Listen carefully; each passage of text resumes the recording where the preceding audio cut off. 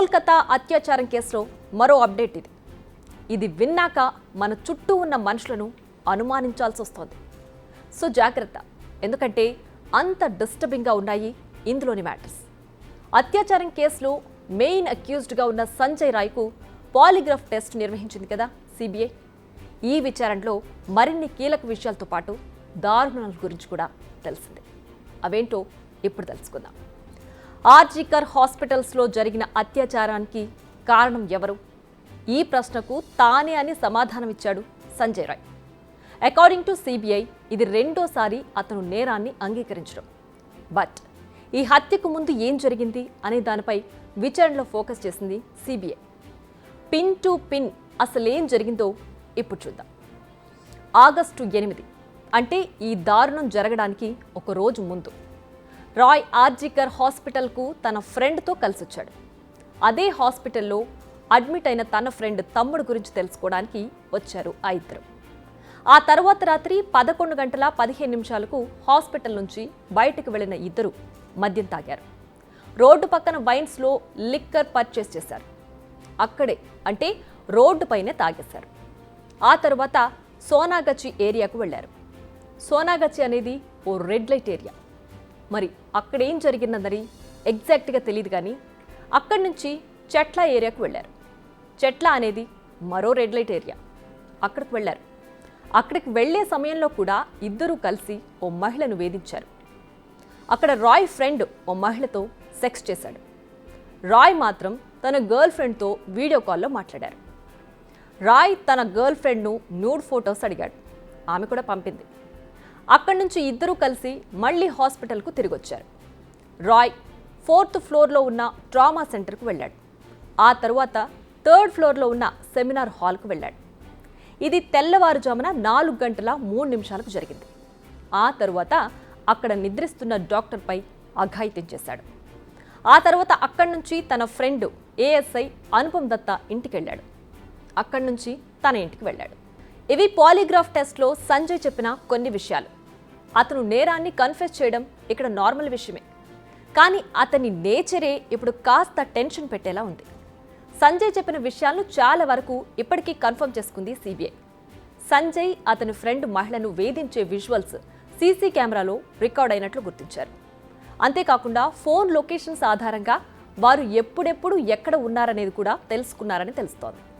దారిలో కూడా మరో మహిళను వేధించాడంటే అతని వ్యవహారం ఎలా ఉందో అర్థం చేసుకోవచ్చు.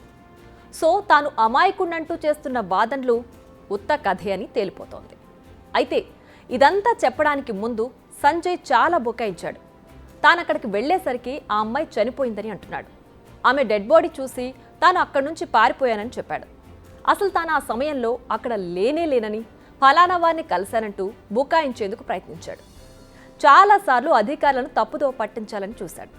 కానీ అధికారులు ఆధారాలను ముందు ఉంచేసరికి నీళ్లు నమిలాడు. అంతేకాదు అతని ముఖంపై అయిన గాయాలకు సరైన సమాధానం ఇవ్వలేదు. అటాప్సీ రిపోర్టు ప్రకారం మృతురాలి శరీరంపై 25 గాయాలున్నాయి.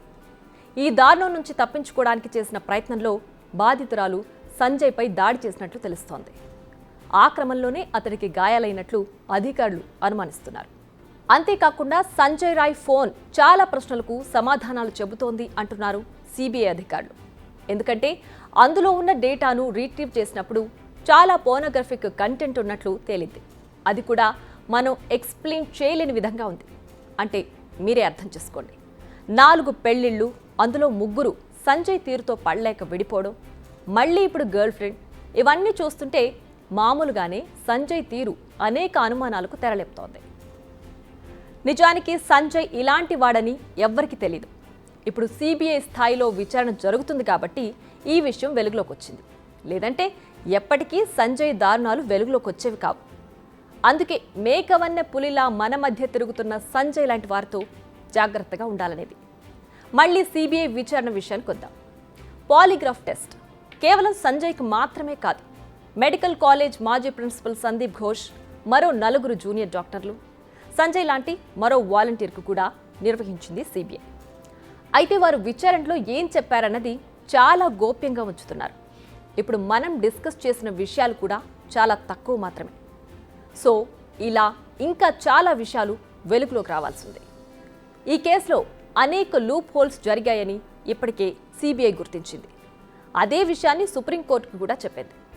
సంజయ్కు చాలామంది పోలీస్ అధికారులతో మంచి సంబంధాలు ఉండడంతో అతన్ని తప్పించడానికి ఏమైనా ప్రయత్నం జరిగిందా అనే కోణంలో కూడా సిబిఐ విచారణ జరుపుతోంది. ఇప్పుడు నిందితుడు చెప్పిన విషయాలతో పాటు ఇతర అనుమానితులు చెప్పిన విషయాలను కూడా సరిపోల్చి చూడనున్నారు. ఆ తరువాత ఈ కేసులో ఓ క్లియర్ పిక్చర్ వచ్చే అవకాశం ఉంది. బిగ్ టీవీ అవుట్లుక్ కథనాలు నచ్చితే వెంటనే బిగ్ టీవీ ఛానల్ ను సబ్స్క్రైబ్ చేయండి.